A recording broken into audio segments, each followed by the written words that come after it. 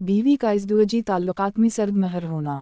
शादीशुदा ज़िंदगी के ताल्लुकात में सर्द पहर के कई असबाब हो सकते हैं, जिनमें कुछ नफ्सियाती हैं, कुछ जिस्मानी और कुछ बैरूनी। औरतें इस वक्त तक जिनसी तौर पर मुतमईन नहीं होती जब तक उनकी मजमूई इज़्दवाजी ज़िंदगी खुशगवार ना हो।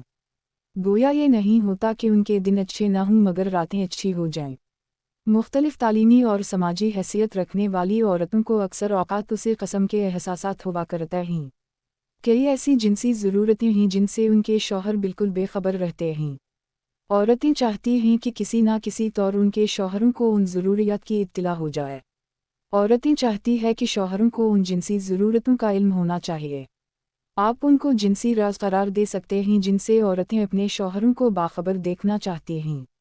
घर में बीवी के साथ ज़रूरत से ज़्यादा कोई बात नहीं करना, किसी चाहत का इजहार नहीं करना, आधी रात तक टेली विजन या मोबाइल देखते रहना या फेसबुक पर लगे रहना और फिर कभी जब दिल चाहे तो बेडरूम में आते ही बीवी को दबोच लेना। और ऐसे में अगर फ़ौरन ही बीवी का गर्म जोशी ना दिख जाए तो शौहर का मूड बिगड़ जाता है। ये सब गलत है।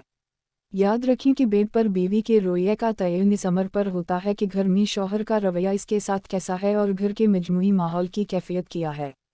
अगर दोनों की शाम लड़ने झगड़ने या एक दूसरे से बेनियाजी में गुजरी हो तो फिर बेड पर औरत सर्द महर और ला ताल्लुक़ होती है और अक्सर शौहर औरत की इस फितरत से लाआलम है।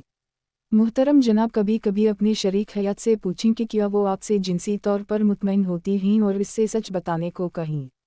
अगर आपका लाइफ पार्टनर तनकीद करे तो उसे मत रोकें, उसे अपनी बात कहने दें और सोचने दें कि उसे क्या कहना है।